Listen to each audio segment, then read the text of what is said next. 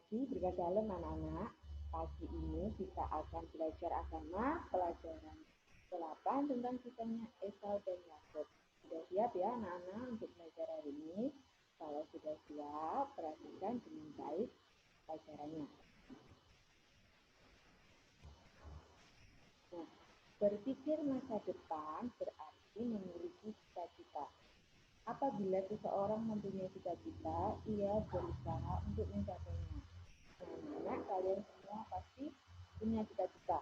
Mungkin ada yang ingin menjadi dokter, polisi, koki, arsitek, musisi, astronot, atau bahkan ingin menjadi YouTuber.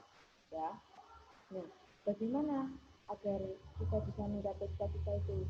Apa yang harus kita lakukan?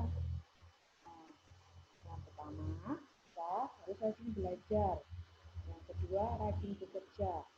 Selain rajin belajar dan bekerja, juga mohon berkat dari orang tua. Selain mohon berkat dari orang tua, kita juga mohon berkat kepada Tuhan.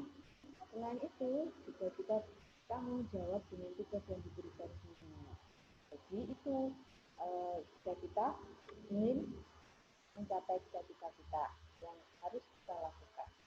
Sekarang coba kita lihat video berikut ini tentang kisahnya Esau dan Yakub.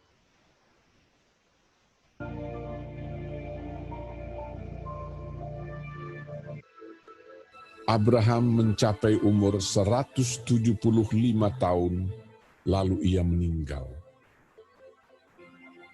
Setelah Abraham mati, Allah memberkati Ishak, anaknya itu, dan Ishak diam dekat sumur Lahai Roi.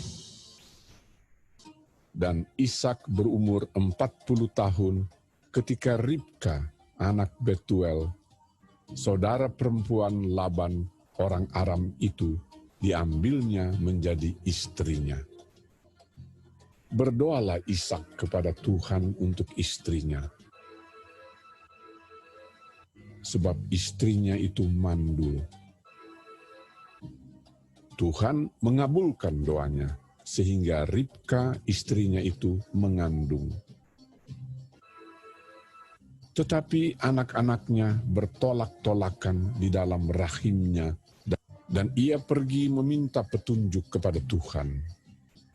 Firman Tuhan kepadanya, "Dua bangsa ada dalam kandunganmu, dan dua suku bangsa akan berpencar dari dalam rahimmu. Suku bangsa yang satu akan lebih kuat dari yang lain, dan anak yang tua akan menjadi hamba kepada anak yang muda." Ishak berumur 60 tahun pada waktu mereka lahir. Memang anak kembar yang di dalam kandungannya. Keluarlah yang pertama, warnanya merah. Seluruh tubuhnya seperti jubah berbulu. Ia dinamai Esau. Keluarlah adiknya. Tangannya memegang tumit Esau. Ia dinamai Yakub. Lalu bertambah besarlah kedua anak itu. Esau menjadi seorang yang pandai berburu, seorang yang suka tinggal di padang. Ishak sayang kepada Esau, sebab ia suka makan daging buruan.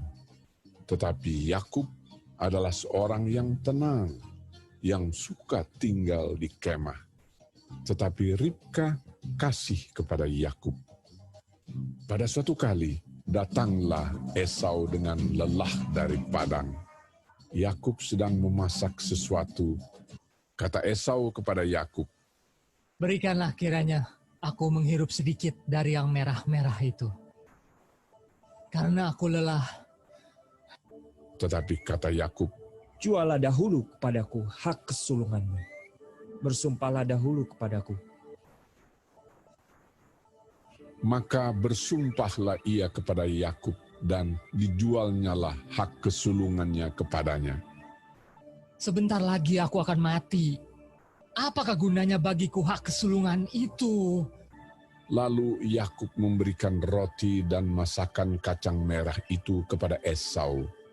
Ia makan dan minum, lalu berdiri dan pergi.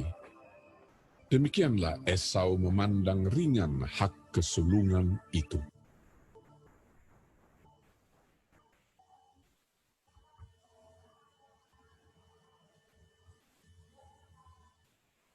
Nah, dari video yang kita lihat tadi, Esau rela menjual hak kesulungannya kepada adiknya Yakub dengan menukarkan hak kesulungannya dengan sepiring bubur kacang merah. Yakub memikirkan masa depan karena Yakub lebih mementingkan hak anak sulung daripada bubur kacang merah. Hak anak sulung itu apa? Nah, hak anak sulung adalah menjadi ahli waris orang tua. Anak-anak tahu anak sulung itu anak pertama. Tadi anak pertamanya adalah Esau. Kemudian Esau mempunyai adik namanya Yakub. Kalau anak terakhir biasanya disebut dengan anak bungsu. Nah, jika orang tua meninggal, maka kedudukan orang tua digantikan anak sulung. Berarti ia mewarisi seluruh kekayaan dan tanggung jawab orang tua. Kekayaan tidak hanya berupa tanah, ternak, dan harta benda, tetapi juga warisan berkat dari Tuhan.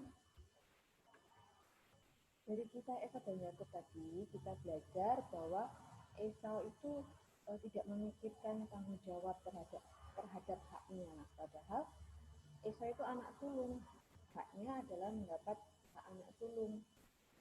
Karena dia tidak memikirkan masa depan dan tidak punya tanggung jawab, jadi ketika ia lapar, ia langsung menukarkan dengan sepiring bubur kacang merah. Sedangkan adiknya Yakub, anak yang kecil, sehingga dia menyuruh kakaknya untuk bersumpah untuk menukarkan hak kesulungannya. Nah, Esau menjual hak kesulungannya itu karena tidak memikirkan masa depan, sedangkan Yakub lebih memikirkan masa depan. Jadi anak-anak, kalau kalian memikirkan masa depan atau memiliki cita-cita, apa yang kalian lakukan? Yang kalian lakukan adalah tanggung jawab. Tanggung jawabnya apa? Cita-cita dapat tercapai dengan tadi, dengan cara belajar, bekerja, mau dekat dari orang tua, selain itu juga mau dekat dari Tuhan, dan bertanggung jawab terhadap tugas-tugas yang diberikan oleh guru. Nah, sekarang kalian kan belajar di rumah. Apakah kalian sudah bertanggung jawab dengan tugas-tugas yang diberikan guru kepada kalian semua? Nah, kalau kalian tidak bertanggung jawab, tidak mengerjakan di rumah, kalian tidak mungkin nanti bisa mencapai cita-citanya. Kalau kalian tidak bertanggung jawab, kalian juga tidak memikirkan masa depan. Karena apa?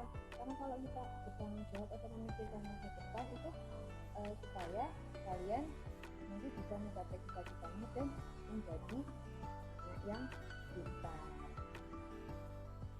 Nah, itu tadi penjelasannya tentang pelajaran 8 tentang sifat dan Yakub. Tugasnya mewarnai gambar, nanti gambarnya bikin dan ditempel di buku gambar. Mewarnainya terserah, boleh menggunakan pensil, warna atau krayon atau spidol di warna yang bagus, nanti difoto dan ditempelkan di buku. Setelah Nana tugasnya hari ini dan penjelasannya, maka kalian bisa mengerti dan memahaminya. Demikian pembelajarannya hari ini. Tetap semangat ya, meskipun belajar di rumah dan tetap menjaga kesehatan. Selamat pagi dan berkah dalam.